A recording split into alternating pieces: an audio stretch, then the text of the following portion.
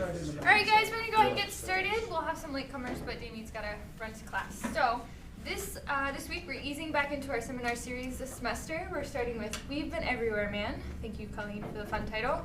And it's basically a joint session of people who sailed this summer and where they went, what they did, fun pictures, stuff like that. So we've got Damian Manda, Liam Pillsbury, is that it? Okay. Myself and Kevin. So, alright, go ahead, Damian.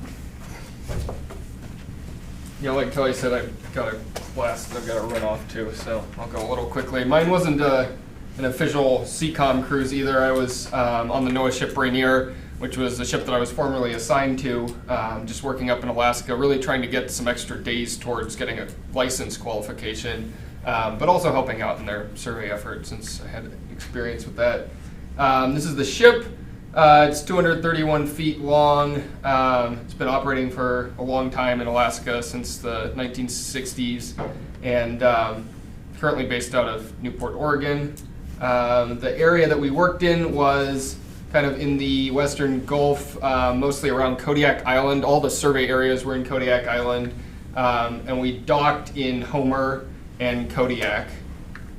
The survey area is in that blue box, and in a little bit more detail, kind of the two areas that were actually surveyed while I was on board was this area over by Whale Island and Whale Pass, which is a pretty highly trafficked area coming in. The town of Kodiak is off this way around, so a lot of people come through as a main fishing boat passage. And then this area, which opens up to the wider Shelikof Strait. So it actually had some challenging survey conditions in the area. Both Whale Pass and this other pass, the Fognak Strait, had very high currents. We transited this one a lot of times with the ship, so that was actually an interesting kind of ship driving challenge to go through there on a ship that goes about 12 knots through. We hit it at high current almost every single time we went through, which was probably like 5 times. So depending on whether we were going with the current or against it, we were either hardly making any progress or going about 20 knots. It's about the fastest I've ever gone on that ship. So it's pretty fun, but there's a lot of gnarly currents to go through. Also makes it interesting for surveying when you're you can't really go across the channel. And this was the first multi-beam survey that's been done in that area. So there's a lot of potential for picking up new features, because their previous surveys had had a lot of difficulty. Out here, it was pretty exposed, and the wind's primarily coming from the west, exposed from that direction, so we could get some pretty big waves, and so we would kind of go back and forth depending on conditions. This is where I spent most of my time on the bridge, but more often than not, it looked like that. A lot of anchor watch when you're on a hydrographic ship. We send out our launches primarily. There's 4 survey launches, and the ship itself didn't do too much work in this region because it was mostly shallow and restricted waters. So spent a lot of time in the middle of the night at anchor, although it never really got that dark. This was about as dark as it got in the middle of the night, even at the beginning of the trip, which was in, I was there from middle of May through the beginning of July, so kind of straddling right around the summer solstice.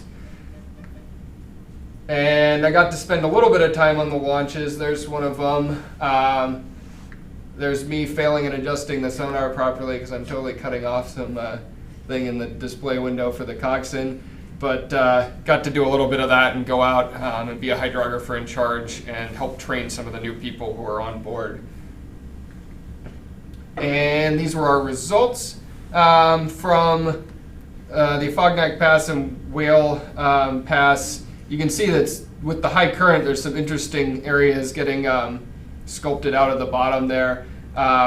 We also found a wreck right here in this corner, which is what these are showing. It's kind of hard to see in those, but it was a pretty well-preserved fishing boat wreck. We lost a CTD in this area while doing a cast, and we weren't able to retrieve it even though it was at a depth that you could typically dive to, because again, with the currents, the slack water turned in about all of 5 minutes, so there wasn't enough time to even get in the water, much less actually do a dive. And then it was 2 or 3 knots by the time you'd have any chance to get anywhere.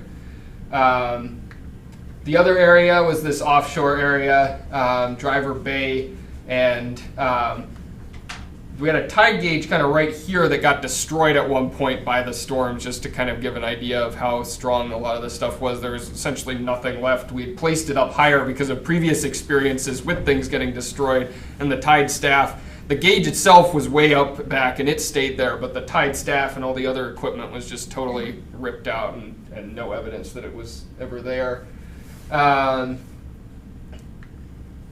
And these are just kind of the views of the ports. We dock at the Coast Guard base in Kodiak, and way out here on the end of a spit in Homer. It's kind of an interesting, the main town is in here, but then the spit is kind of the only place where there's actually a deep water dock. And while I was on board, I had the opportunity to see a change of command for the ship. So these are some pictures from that. A lot of the higher ups in NOAA, the admirals and captains, came out to celebrate and congratulate the new captain, and I got to play photographer for the event, so that was kind of fun. There's the whole group from that, and along with that I also got to play photographer a lot just for our adventures. And so here's some of the wildlife. Tons of sea otters. There were just one of the little islands in Whale Pass itself had kind of a eddy behind it with a lot of kelp, and there would just be a huge raft of otters in there every time we went back, like hundreds of them, which was pretty cool to see. And lots of sunrises and sunsets. And just so you didn't think it was all fun out there, here's an example of one of the launch days trying to catch up with the ship to get back. So we had some pretty fun times out there. For this example, the ship actually had to run with the waves and then do kind of a hard turn to give an area behind it that's a lot smoother so that the launches could be picked up, because there was no way we could actually come in just directly on the waves like that. And that's it.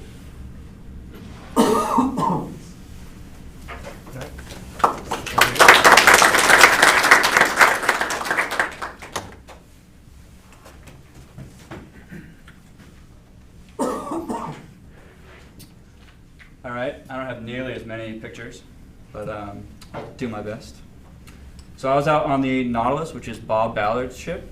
For those of you who don't know, we went out of Gulfport, Mississippi, and it was my first trip or cruise, as you would say, out on any sort of research vessel like this. And it was quite an experience, to say the least. I was a navigator, which I had no experience being, didn't even really know what that meant at the time when I was signed up. So it was a quick learning curve, but I definitely enjoyed it. And just go through a little bit of it. The cruise details for my part of the cruise was the Geyser Consortium, which is the, the Geyser Consortium, the Gulf Integrated Spill Research Initiative, which is a large collaboration to study hydrocarbons in the Gulf of Mexico. And so, as part of the cruise, we would do surveys. We would locate possible seeps, and then when we located a possible seep that we wanted to go down and study more, we would deploy the ROVs Hercules and Argus. And we would map these bubble plumes throughout the water column, taking gas concentrations of the surrounding water and of the actual bubbles themselves. And we also mapped the target strength of these bubbles. And this was through a research through Texas A&M and collaboration with Woods Hole for this particular cruise. And as far as the role of the navigator goes, I was in charge of orchestrating deployment and recovery of the ROVs, as well as communicating between the bridge and the ROVs exactly what the lead scientist wanted us to do. So say the lead scientist wanted to go 100 meters, roughly heading like 220 or say, whatever you want it to be. And I would have to talk to the bridge and basically explain how many steps we were going to take to get there. So I need to stop every 5 meters on the way to this possible target. And you can ask them for the speed you want. So if it's really nasty conditions out, you might have to really go fast, which is hard to do when you're dragging an ROV behind you. And so basically the whole time I was working with just a safe environment for the ROVs to work in. So as the ROVs are down there, there's seamounts around them, there's all this life going on around them, And so there's a lot of distractions that come up as you're down there. You know, you might see a vampire or squid go by or something, and everyone gets really excited, and for 5 minutes you don't do anything besides stare at this vampire squid. But the whole time we might be drifting, and while I'm distracted, all of a sudden something bad can happen. So it's kind of a high-pressure situation to put yourself in. And I have kind of a funny story about the first time they let me be navigator by myself. Usually there was someone sitting there and helped me through the first couple days. First time I was ever there by myself, we use this program called DPs, dynamic positioning. So you get pretty close to where you want to be to study for that day. You turn off the ship's main engine, and you have a stern thruster and a bow thruster. And that's all you have to keep you in place. And I don't have any control over it, but I can see it, and the bridge has control over it. So I'm talking to the bridge and saying, hey, can you keep the ship headed 220 into the wind and waves? It's pretty basic. Except for this day, we had a storm incoming. So we had roughly 3 to 4 knots of current we were dealing with, and just under 15 knots of wind, which is about the limit of what this ship likes to deploy the ROVs in. But they were already down there, we were already studying, and the scientists really wanted to get this information.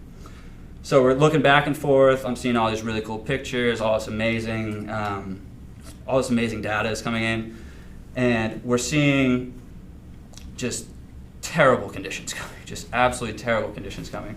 And I'm flipping back and forth between screens, trying to map targets, locate targets for the scientists, and keep the ship where it was supposed to be. And all of a sudden, DP crashes, which means we're just completely drifting in the middle of the Gulf of Mexico at about 5 knots with no control over the ship, and I'm in charge. So needless to say, they do prepare you for all these things. So as soon as we started drifting, the RVs came up off the bottom, and we just kind of dragged them in the direction we were going. We started the main engine. Catastrophe was avoided. But it was kind of exciting to have that much responsibility, I guess, if you want to, because it was really fun. You know, it was my first time ever being out on a ship, my first time ever navigating, and my first time ever doing it by myself. And just the basics that I had learned in a few days of being out there made for this, which could have been catastrophic, millions and millions of dollars of damage. I mean, if I drove the RV into the bottom of it would have been bad. So it was just really exciting for me. I thought it was a great experience, and I would definitely do it again. So, happy sailing.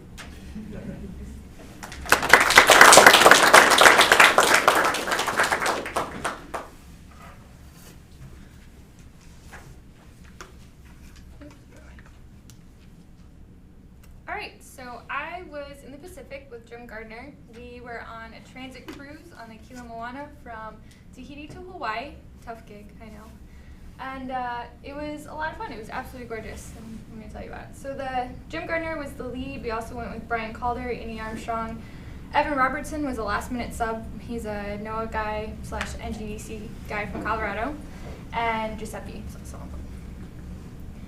So this is what we did. You see this really, really, really, really, really long line? That was the whole 2 weeks. We did about 8 turns right here, and then we took another day into Hawaii. So it was very simple, a lot of fun. A long time to get adjusted to the systems that we were running and figure out what I was doing, which was really nice. So that little box where we had our 8 turns, the goal of the cruise was to map 2 gaps in these ridges. Keeley Ridge and Karen Ridge. So this whole thing is Karen Ridge. We're looking at this gap right here, hoping to see that these 2 things connected. And then also a gap right here on Keeley Ridge, trying to see if this connected. And this is just the Johnson Atoll, which is the area we were at. We mapped a total of 97,250 square kilometers, which is a total of 6,275 kilometers, which was mostly that giant straight line. So we were on board from August 9th through the 22nd. Like I said, this is all the group that was with us. This, unfortunately, is the only group photo that I could find today. It was back for everybody's heads. There is a group photo. There was about 4 cameras that took a group photo of us in front of the boat, but I cannot find it. I have no idea which cameras it was. Who knows? So this is Tahiti. Not really. This is actually Moorea, I think is how you say it, which is the island across from Tahiti. So it did not actually look this pretty. One of the really awesome things I got to do, we got to spend a day in Papeete before we boarded the ship, and this is the public market. All along here are people who are making leis. When you get there, you get a lei, and there's this giant party going on at the airport, even at like 9 o'clock at night, which is super fun. And then walking down this stretch right here, you can just smell these awesome tropical flowers. Really awesome. And then this guy right here had really, really delicious pineapple. This was behind the hotel, which was gorgeous. And then in front of the hotel, and actually off the balcony in my room, was the harbor. So to the left and to the right. And then this is the Kilo Moana. So the day after we got there, that morning, got up, watched the sunrise, and then got to watch the ship come into dock. So the Kilo Moana, right here, is the SWAT vessel operated by the University of Hawaii. It's got a Simrad multi-beam and then a Knudsen. So we ran both multi-beam and chirp while we were on board. Oh, before I go there. So this pretty deck right here, a nice thing about transition cruises is the crew gets to work on the boat. So right while we were on board, they were needle gunning this entire area. My room's right about there. So I got to listen to needle gunning the whole time, which if you don't know what that means, on the chirps, this is the needle gunning. It causes so much noise that even the chirp, like it completely drowns out the chirp, so we had to pick the areas in which they could needle gun on what hull. So it was kind of fun. This is Evan Robertson, the NOAA guy from NGDC. He was my watchmate. And as it turns out, he was also a Coastal Carolina grad, like myself, and even went to grad school with one of the professors I worked for when I went to Coastal. So kind of fun, got to share stories and played a lot of cribbage, which was awesome fun. So we set sail and got to watch a boat race happen in front of us as we were pulling out of the harbor, which was kind of fun. Spent a lot of time staring at a screen like this. They had, instead of computer screens, their computer lab has TVs. So these giant, giant TVs, which acts as your computer screen. And you're like 4 feet away, so the whole time you're staring up at this screen that's like 4 times the size of your head. It's great. It's a lot of fun. They just deployed several Argo floats while we were on board, which are these things. If you don't know what Argo is, it's this network of thousands of these floats that drift down at a certain level. I think it's like 200 or 2,000 meters below the sea surface, and come up and transmit data via this little antenna. So that was kind of cool. Got to see some of those. Apparently the Night Watch, which is what Giuseppe was on, had a lot more fun because he actually got to throw one overboard. He also was the watch that, I don't know if you were here this summer and heard this, but we found a seamount on this cruise, and he was the watch that found that. So the lovely seamount got a whole lot of press right away, which was kind of fun. And here's another fun picture of it. Giuseppe made these fun images for us. And then afterwards, told us our watch that it was our turn. We had to find our own seamount. So we tried. Didn't actually find anything, but we tried. I got to cross the equator, but unfortunately, because it was a transit cruise, I didn't get to have a party or shave my head and do any of those crazy things that people do. So this was my party. I got to take 0 south and 0 north, and it was like midnight or so. It was like really late at night. It was fun. So again, looking for the seamount to appease Giuseppe, and this is one of like the 8 turns that we took, of course. And then pulled into Hawaii about 6 a.m. Of course, didn't depart until noon. We were stuck at the dock, just on board, waiting for customs, all those things. So that was kind of fun. But that was it.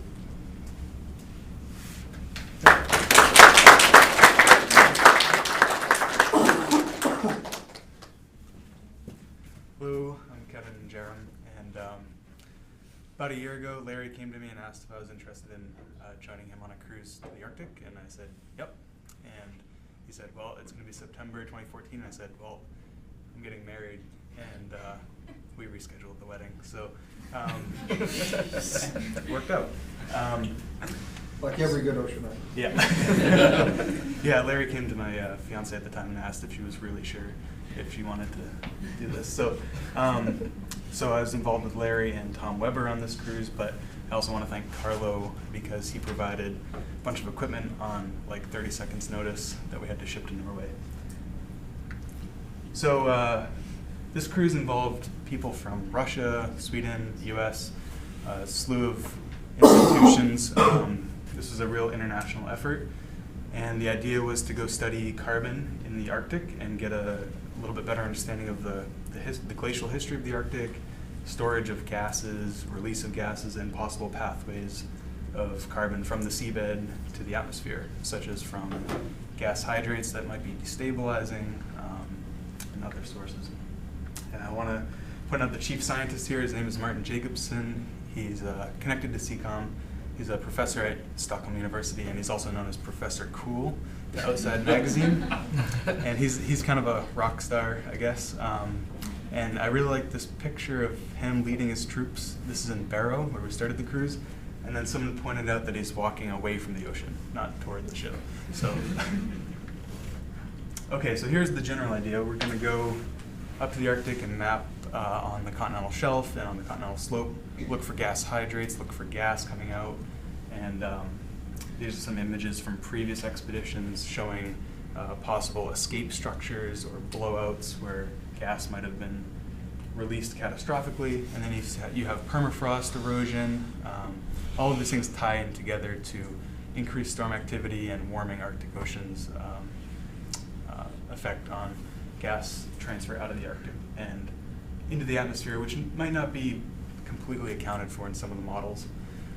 So the cruise was mostly in Russian waters, and it was broken into two legs because it's hard to get up there, and once you get there, you want to be up there for a while. So leg one left from Tromsø, Norway in early July, came across this blue track here, mostly up on the continental shelf, and found lots of gas seeps. And then they went to Barrow mid-August. We transferred crew. We got on the boat in mid-August, and then rode all the way back to Norway along the yellow planned line here. And so this is the boat we rode on, the Odin. It's 110 meters long. It's about 30 meters wide, 25,000 horsepower. It's the first non-nuclear icebreaker to go to the North Pole. And when you look at the boat, sometimes it's hard to tell which end is which because it's very square in every direction. But there are winches and cranes and echosounders everywhere, and lab space everywhere, storage, cold storage. And perhaps most importantly, a crew that's just really efficient, really engaged, really excited about learning what you want to do and also teaching you how to use the ship. So a couple of really interesting things about the boat. This is, once I learned it was going to be on the Odin, it was probably my prime motivating factor for rescheduling the wedding. This ship has a healing system that lets it rock back and forth plus or minus 7 degrees in something like 10 seconds or less. And to do that, it has two big tanks on either side, and it pumps 50 cubic meters of water per second between them, which is insane.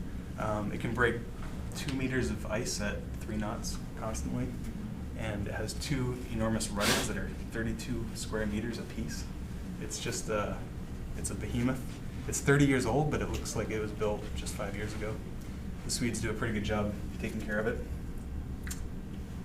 The ship also has a bar and a sauna, so that doesn't hurt. Here are some models of the ship. It's got this really neat ice. Let's see. Ice. Oops. Try the bottom button. Bottom button? Okay, there we go. It has an ice knife here, and the idea is that as you're breaking ice, it'll divide the ice, send it off to the sides, and then you'll have a clean bottom portion of the hull. So all the echosounders are mounted behind that ice knife. And to go from the model to real scale, this is a picture of the ship in Helsingborg. Tom Weber and I went to go visit for a day just to see how we were going to set up our equipment. It's a giant ship. Now, for us, we were interested in the echosounders. The ship has a EM-122 multi-beam, ice hardened or ice strengthened, so it has titanium sheathing on the receiver. It also has a Kongsberg sub-bottom profiler that's all synced up with the multi-beam. And then it has an EK60 split beam echo sounder, which is interesting for gas mapping because it's really a fisheries echosounder, so you can cause bubble resonance and do some seep mapping with that. We were involved because we wanted to bring this new transceiver for the EK60 to use it over a wider frequency range, and so Tom Weber provided that. He basically got a black box from Simrad with no warranty, no instructions, no guarantees for anything, and we plugged it in and it worked. So let's see here. A couple pictures of the actual underway cruise. Again, we visited the ship for a day in June just to see how we were going to set up our stuff. And then the cruise went from mid-August to early October. And let's see, here's Larry in his new office here, setting up the black box. It was in between some hot fuel storage tanks. They have to keep the fuel hot so it flows. So it gets pretty comfy down there. And then you can always go out on deck to cool down. This is us during a calibration of the split beam echosounder. We had to hang a copper sphere beneath the ship, but it's easier said than done because the ship is so square. I mean, trying to deploy the sphere is an interesting process. And we were lucky. We were on board for only 6 weeks. Most of the Russians were on board for both legs, so they were on for 90 days straight. And you can see our colleague Dennis here is kind of sick of it at that point. But one of the nice things about the ship is that the multi-beam, or all the acoustic software is run from the bridge. So you're on the bridge with the people driving the ship, and they'll listen to whatever you want to do. Here's the actual cruise track from Tromsø, Norway. Leg 1 went up and stuck to the continental shelf here, and then we joined in Barrow and rode all the way back. We had some interesting ice conditions. So the ship rides really nicely in the ice, so we tried to stay in the ice. But over the Lomonosov Ridge, they were having sort of a rare episode of reduced ice in that region. So we went over, we spent a lot of time mapping on the Lomonosov Ridge. We came in sight of a number of other ships, which was interesting for the Arctic. And then on our way back, we heard that there were 70-foot waves off Iceland, and we put the pedal to the metal to get back. So what did we find? Well, we found the X on the map right there. We found the X and didn't find anything else. But we found gas seeps, we found iceberg scours, we found a lot of stuff that's restricted by the permit in the Russian waters, so we can't actually show many images of it for a couple of years. So, like any good New Englander, I'll talk about the weather. And here's some of the ice conditions that we had. You can see the ship doesn't really ride so well, and waves bigger than about a foot. And we had lots of different ice conditions. We saw every stage of ice formation, all the way up to very thick multi-year ice. And once in a while the sun came out. The forecaster thought he was hilarious. Might be sunny, might not be sunny, but every day it was cloudy and snowy. So here's one of my favorite pictures of the ship from the whole cruise. This is as we were heading back south toward Norway, and it's just snowing, nighttime. We finally have night again. That was nice. And I just like the ship's headlights illuminating that. We also, let's see, here's just a bunch of examples of the different kinds of ice we saw, because that becomes sort of your topic of discussion every day, what the ice is doing.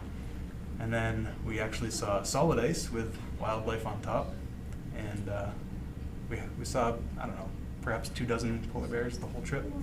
I think a lot of them were just the same ones over and over. We just one of our surveys was on the international date line back and forth, and most software doesn't really like crossing the international date line, so we had some interesting times there. A lot of these images were taken by Bjorn Eriksson from Stockholm University, so I should not get any credit for these. This is a mother and a cub who walked like over a mile, probably close to 2 miles toward the ship. We were parked for some sort of sediment core, and they just kept walking towards us. We must have been upwind with the kitchen or the galley fan running or something. And so got the cub in mid-flight there. And then that's it. Thanks.